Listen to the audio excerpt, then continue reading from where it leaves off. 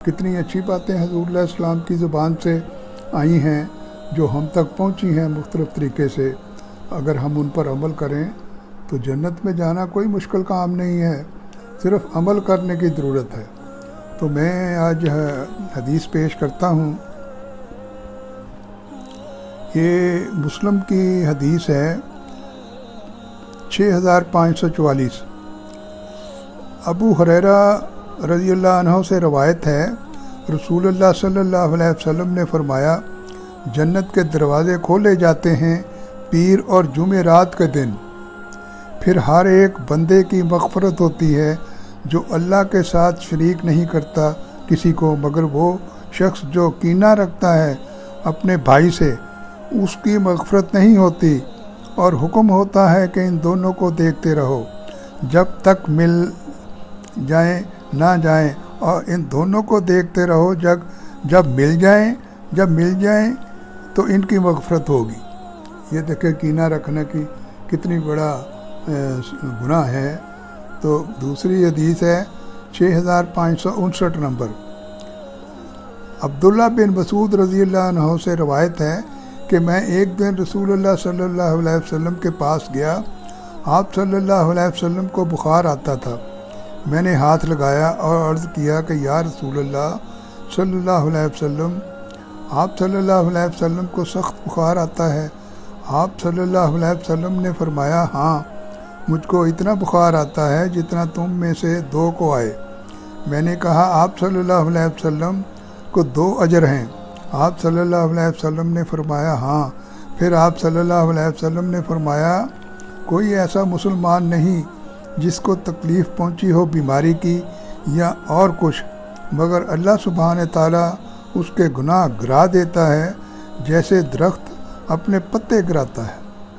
تو یہ دیکھیں کتنی اچھی بات آ گئی ہے پھر یہ ہمارے سمجھنے کے لیے۔ تو آگے پھر میں نے پہلے 23 نمبر آیت پہ ختم کیا تھا سورہ الروم، تو یہ 5واں چیپٹر ہے میرا۔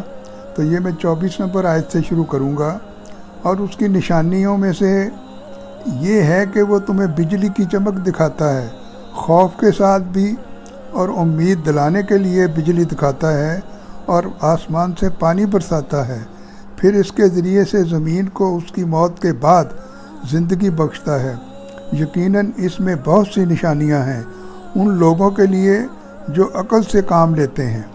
تو آیت نمبر 25، اور اس کی نشانیوں میں سے یہ ہے کہ آسمان اور زمین اس کے حکم سے قائم ہیں، پھر جب تمہیں زمین سے نکلنے کے لیے ایک بار پکارا جائے گا تو تم اچانک باہر نکل آؤ گے۔ آیت نمبر 26، اور جو کچھ آسمانوں اور زمین میں ہے سب اسی کا ہے، سب اسی کے اطاعت گزار ہیں۔ تو آیت نمبر 27، اور وہی ہے جو پہلی بار تخلیق کرتا ہے، پھر اس کا اعادہ فرمائے گا، اور یہ دوبارہ پیدا کرنا اس پر بہت آسان ہے، اور آسمانوں اور زمین میں سب سے اونچی شان اسی کی ہے، اور وہ غالب اور حکمت والا ہے۔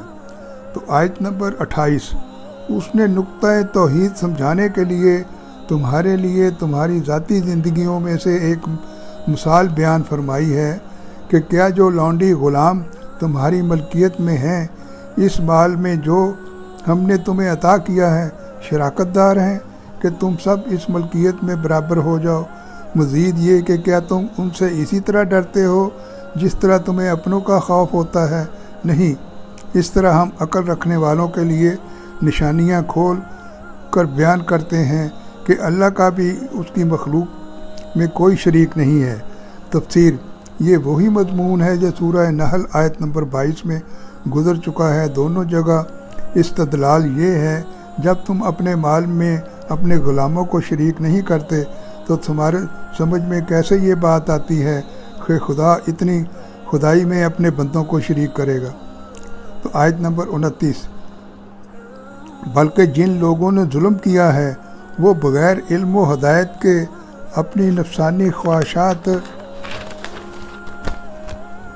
کی پیروی کرتے ہیں، بس اس شخص کو کون ہدایت دے سکتا ہے جسے اللہ نے گمراہ ٹھہرا دیا ہو، اور ان لوگوں کے لیے کوئی مددگار نہیں ہے۔ تو یہ میں چیپٹر یہیں ختم کرتا ہوں، اور انشاءاللہ اگلے چیپٹر میں حاضری ہوگی، لیکن گزارش یہی ہے کہ اپنے بچوں کو عربی زبان سکھائیں۔ بس، اللہ حافظ۔